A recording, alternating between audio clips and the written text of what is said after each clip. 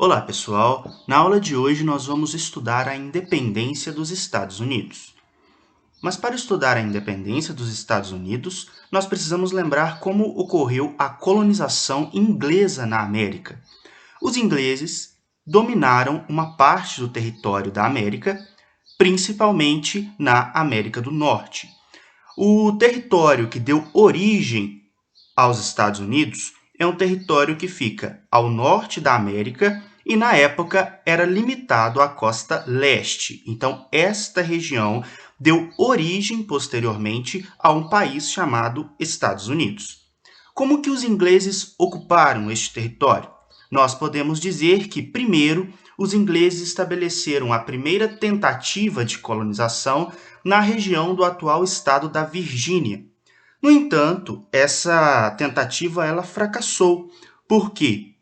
Principalmente devido à fome, a doenças e à resistência indígena, que não permitiu a fixação de colonos ingleses no território nesta primeira tentativa, lá meados de 1585. A segunda tentativa inglesa, esta sim começou efetivamente a ocupação do território pelos ingleses. Então, nós temos essa ocupação por volta de todo o século XVII. Essa ocupação de ingleses que iam para o território americano, ela era muito baseada na promessa de terras. Então, a Inglaterra, um país pequeno e com recursos, de certa forma, marcados, né, com pessoas que já tinham suas propriedades e que não desfaziam delas. Então isso atraiu, a promessa de terras atraiu pessoas pobres, degredados, mulheres pobres, camponeses sem terra e grupos religiosos que eram perseguidos na Inglaterra. Vamos lembrar que no século XVII a Inglaterra estava passando pela Revolução Inglesa. Então muitas pessoas eram perseguidas e uma forma de fugir disso era indo para a América, buscar uma vida melhor na América. Quando nós falamos em colonização inglesa na América, é muito importante que vocês associem isso às 13 colônias representadas neste mapa. Nós não estamos falando de um território extenso que são os Estados Unidos hoje. Esse território foi conquistado posteriormente. Nós não falamos em um Estados Unidos colônia. Nós estamos falando de 13 territórios que eram entendidos como 13 colônias diferentes umas das outras, que estão na costa leste do atual território dos Estados Unidos. Este território deu origem posteriormente aos Estados Unidos, à medida que eles foram avançando, conquistando terras. Mas neste momento isso ainda não ocorreu. As 13 colônias se limitam a estes territórios na costa leste. Essas 13 colônias, nós costumamos dividi-las em dois tipos de colonização. Então, nós temos as colônias do centro-norte, muitas vezes falado apenas colônias do norte, e nós temos as colônias do sul. Essa diferenciação se deve à forma de colonização desses territórios. Então, as colônias do centro-norte, Delaware, Pensilvânia, Nova Jersey, Nova York, Connecticut, Rhode Island, Massachusetts e New Hampshire, elas têm quais características, né? Pequena propriedade rural, policultura, ou seja, nessas pequenas propriedades eram cultivados vários produtos agrícolas. Ela já tinha produção de manufaturas, então pequenas fábricas já estavam presentes, né, nesses territórios. E eram territórios economicamente independentes. Então, eles eram menos dependentes da metrópole, menos dependentes da Inglaterra. Então, um tipo de colonização que predominava nas chamadas colônias do centro-norte. Enquanto as colônias do sul tinham um exato oposto de modelo de colonização. As colônias do sul eram Geórgia, Carolina do Sul, Carolina do Norte, Virgínia e Maryland. Essas colônias eram caracterizadas por grandes propriedades rurais, monocultura, ou seja, as grandes propriedades rurais cultivavam apenas um produto agrícola, como algodão ou tabaco, que eram produtos mais importantes na época. A mão de obra era uma mão de obra escrava, então o predomínio da mão de obra escrava nas colônias do Sul, e a produção era voltada para o mercado externo. Eu lembro vocês que essas 4 primeiras características, grandes propriedades rurais, monocultura, mão de obra escrava e produção voltada para o mercado externo, caracterizam o que a gente chama de plantation. Então, tudo isso pode ser resumido no esse sistema de plantation que predominava nas colônias do Sul. Por causa disso, as colônias do Sul tinham grande dependência com relação à Inglaterra, porque boa parte da sua produção agrícola, principalmente de algodão, era vendido para a Inglaterra, para as fábricas inglesas. Vamos lembrar que a Inglaterra passava pela Revolução Industrial, né? Já estava iniciando, né, o seu processo de industrialização. Esses dois modelos de colonização costumam ser caracterizados como, no caso das colônias do Centro-Norte, colônias de povoamento, e no caso das colônias do Sul, colônias de exploração.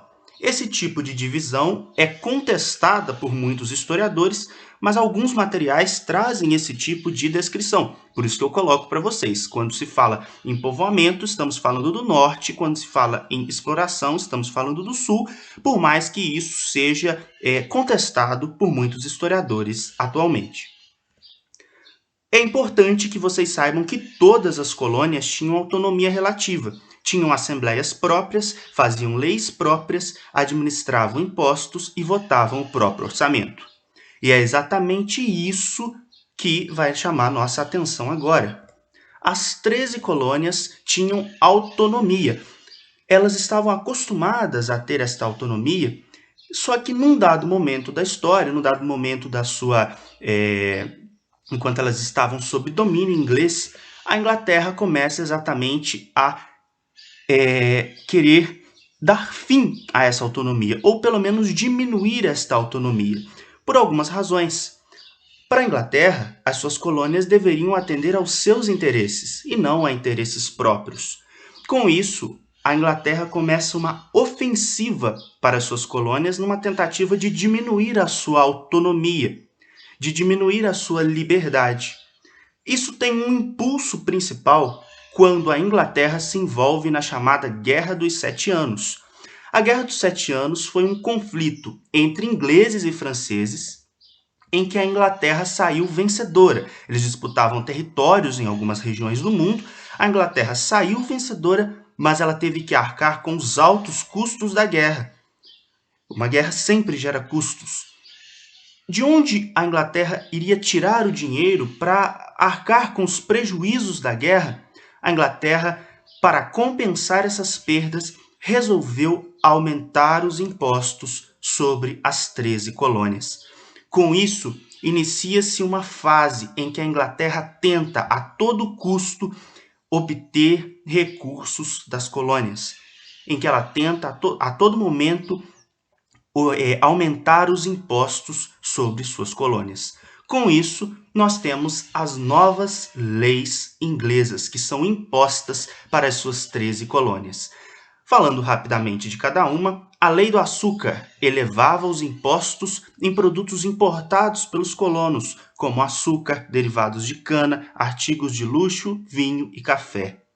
A Lei do Selo determinava que todos os impressos, como jornais, contratos, cartazes, documentos, tinham que receber um selo real para comprovar que sua circulação estava autorizada, e esse selo era pago.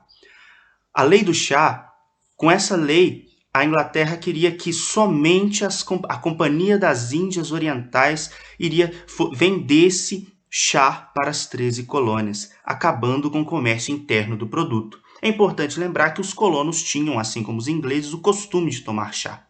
Isso gera uma revolta, a chamada Festa do Chá de Boston. Disfarçados de indígenas, colonos invadiram os navios britânicos ancorados no porto de Boston e despejaram no mar toda a carga de chá. Essa manifestação de revolta dos colonos contra os ingleses recebeu o nome de Festa do Chá de Boston, e aconteceu em 16 de dezembro de 1773. Com isso, a Inglaterra resolve endurecer as medidas e impõe as chamadas leis intoleráveis. Com as leis intoleráveis, a Inglaterra interditou o porto de Boston até que o prejuízo fosse pago, restringiu o direito de reunião e determinou que todo ato de rebeldia contra a Inglaterra seria julgado pelos tribunais ingleses. Isso deu impulso para que o movimento de independência nas 13 colônias aumentasse. Com isso, ocorreu o primeiro Congresso Continental da Filadélfia, que reuniu representantes de 12 das 13 colônias, somente a Geórgia não tinha representante no primeiro Congresso da Filadélfia, em que eles decidiram pela desobediência às leis intoleráveis e decidiram que iriam sim fazer rebelião, iriam contestar aquilo que foi determinado pela Inglaterra.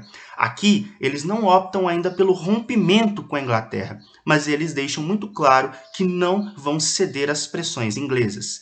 Como resposta, a Inglaterra reagiu, aumentou a repressão, enviou mais soldados para a América numa tentativa de controlar as 13 colônias.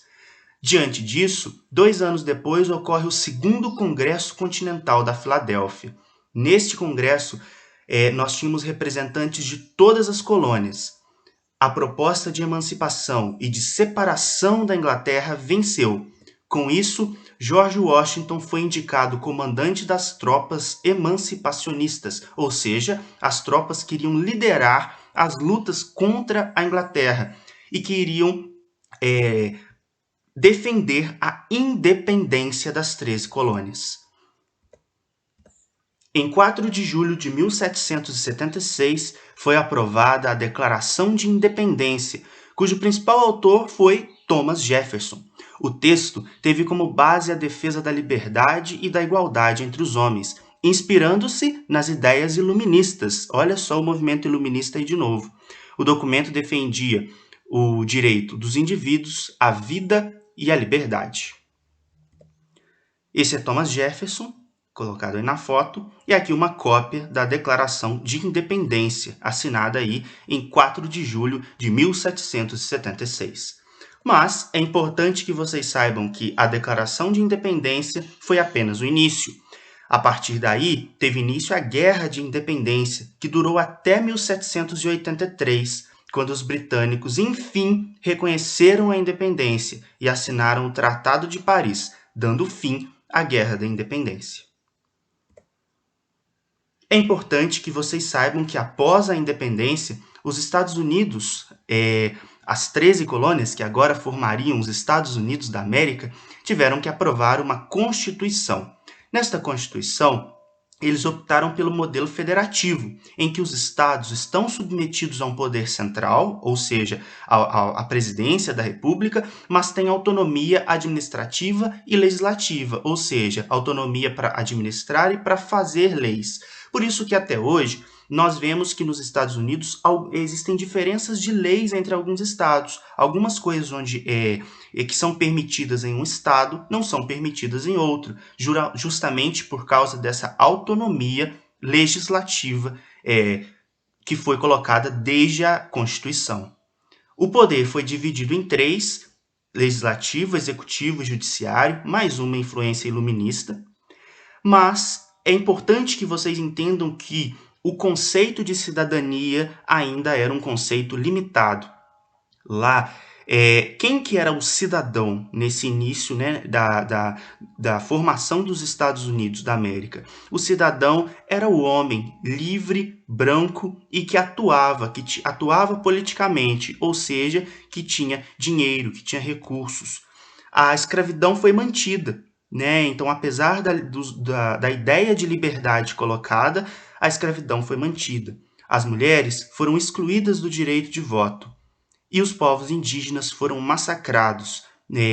À medida que eles conquistavam mais territórios, os povos indígenas foram sendo dizimados, sem nenhum tipo de direito. É importante que vocês entendam também que todas as diferenças que nós falamos no início da aula entre as colônias do Norte e do Sul geraram novos conflitos. Inclusive, a Guerra de Secessão, que vai acontecer por volta de 1860, que a gente vai estudar em outra oportunidade. Então, eram modelos administrativos muito diferentes e que agora se veem unidos em um único país. Chega um momento que isso vai gerar um conflito, que é a Guerra Civil Americana ou Guerra de Secessão. Apesar desses pontos, a experiência estadunidense passou a ser um exemplo para o restante das colônias na América, e a independência dos Estados Unidos vai influenciar a independência de outros países da América do Sul e Central. Eu queria terminar a aula de hoje citando com vocês um trecho da Declaração de Independência dos Estados Unidos. Consideramos estas verdades como evidentes por si mesmas, que todos os homens são criados iguais, dotados pelo Criador de certos direitos inalienáveis, que entre estes estão a vida, a liberdade e a procura da felicidade. Trecho da Declaração de Independência. Muito obrigado para você que assistiu até aqui. Até a próxima aula.